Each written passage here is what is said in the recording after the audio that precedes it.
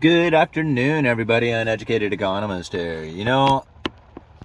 It's funny how people sometimes in the comment section of my videos make fun of me in saying stuff like still waiting for this crash, or still waiting for the food shortage, or still waiting on the wave of bankruptcies, still waiting. And I laugh every time I see that. I'm thinking, why would you be waiting for this? Like, why are you waiting for something like that to happen? Why aren't you just taking action now? And when it comes to all the stuff that is predicted out there, right? Food shortages, currency crisis, all the crazy conspiracy type stuff that you hear, you wonder, like, after a while, if it's all just made up. If it's just like, somebody out there just like, man, I wonder if I could just get this to be believed or something, and just put these ideas out there.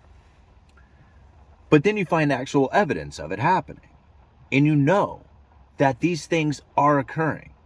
See, a lot of people will go and blame things on political actions. And this is really where I think a lot of people end up getting confused. Or they'll blame it on societal impacts instead of blaming it on what it really is. It's economics, right? It all has to come down to money. And now everybody, as soon as they hear money, will go capitalism.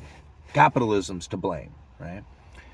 There's a shortage of rent, capitalism, right? Or shortage of rental properties, right? Capitalism's to blame. All the landlords, they're the reason. But now you start to see rents coming down. You're seeing luxury apartments going bankrupt. We're going to start seeing some issues with the commercial real estate, some serious issues. But nobody's out there going, "Oh, poor capitalism. You guys got suckered in on the idea that these things were going to last forever, or that everybody was going to get bailed out forever, or that you're going to get bailed out now." And that's all not capitalistic thought, right? Because bailouts are not something that happens in a free market capitalistic society. So anytime you ever think about stimulus checks, government intervention, any of that stuff, that doesn't occur in a free market capitalistic society. So when that thing does occur, people go, "Oh, look, capitalism's to blame." No, that can't possibly be to blame, right? That's just allowing the economic event to take place. That's what's happening here. See, people are going to talk about Bill Gates, right? And buying all these farms, right? He's buying up the farmland. He owns all the farmland, right? He's going to starve America out and stuff. But is that what's really happening here? I mean, is he the only one? No, there's a lot of people who are investing into food. Why? Because it's getting really expensive. And it's going to become a shortage for a lot of people out there. And if it becomes a shortage, the price goes up. Take a look at the links that I leave down in the description here. Look at, what is it? Lebanon, right? Yeah. Lebanon is now, grocery markets are now pricing their groceries in US dollars, right? Like right on the tag. It says, right, they're not doing it in their sovereign currency. They're not doing it in euros. They're not doing it in yen. They're doing it in dollars, right? Because dollars are the world reserve currency. Everybody will accept the dollars. Yeah, there's nations out there that are trying to circumvent the dollar, trying to get around the SWIFT system. I mean, this takes place, yeah. But look what's really out there dominating the dollar. It's the demand that's out there. It's the demand for the world reserve currency. And ultimately, it's a demand for food. Everybody looks at energy. Yeah, energy is a big deal. But there's a shift taking place. It's going to get off the petroleum and go to this, everything's going to be EV, right? Electric vehicles and stuff. But food, right? Everything around the world priced in dollars. When it comes to food, there's no way that you can compete when it comes to food in the US. See, there might be other nations out there who produce more of it, like as far as like on a poundage basis. But the United States far produces more in excess of what we need. Now, yes, we do import food because we have to have variety, but we export far more than we import. And this is going to be the key factor going forward, because as the hunger strike, right? Or strike, not the hunger strikes, the hunger strikes the people, right? When the impact starts to happen, when you start finding nations going into mass famine because they just simply can't afford to buy the food anymore. And you think about it, what is Bill Gates doing right now? He's getting prepared for this, right? Why wouldn't you be in a position in which that you can take the best advantage of it? I mean, it's just how it goes. Like, you can't blame him for this, right? I mean, he's going to go in there and produce a lot of food during a time in which that a lot of food is going to be in high demand, and people are going to blame him for taking advantage of it right here, right now. This is it. This is what he's doing, right? He can see that there's soon going to be blood in the streets and people crying their eyes out, begging for food, right? I mean, why don't you take advantage of that? Why wouldn't you? You know, I think about, like, okay, look at the other, okay, this, I'll go and find it. There's an article. This is the reason why people really don't wrap their head around the whole idea of it, because it really everything comes down to economics. You know, how many people are taking medicine, right? You go and get your vaccinations, your pills, your whatever you need. Well, there's people out there who have to develop that stuff, and there's testing that needs to be done, and that testing happens on monkeys, right? You know where they get those monkeys?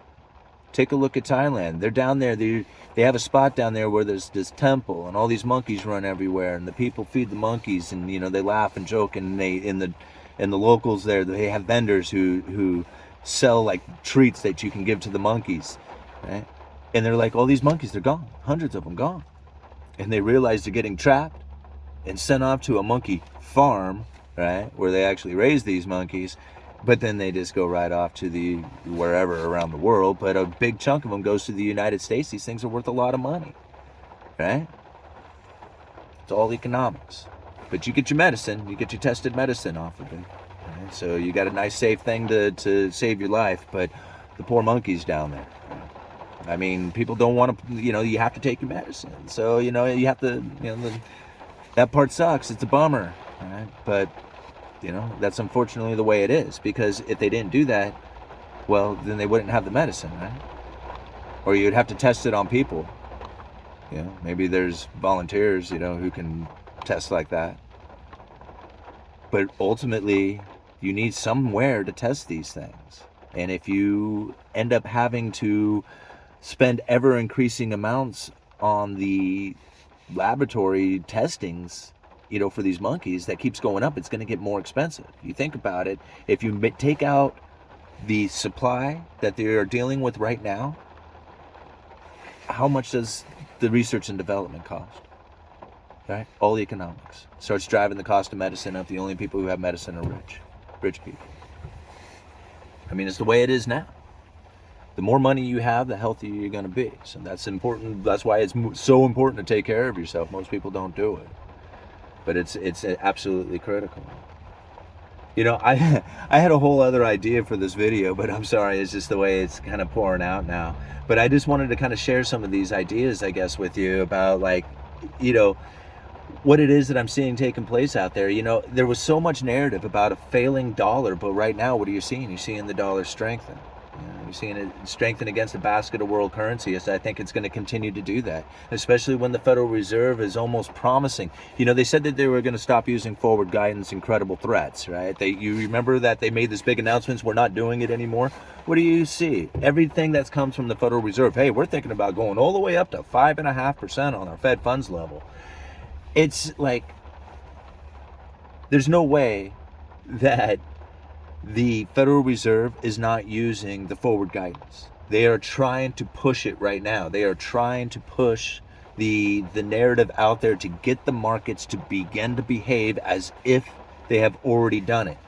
If they can get the markets to behave in that fashion, then when it comes time to actually doing it, it won't be a shock. Or maybe they do want to shock the market. Maybe they would be like, hey, you know, things are coming down. We want things to feel a little bit better for everybody. So instead of doing the 0.5 point rise, we're only going to do a 1/4 point rise. And everybody says, oh, the Fed reversed, right? But they didn't reverse. They just backed off on it. And now everybody feels all happy and, you know, get the hopium going again. This is the way I roll. This is the way I think. All right, I'm going to let it go with that. Let me see.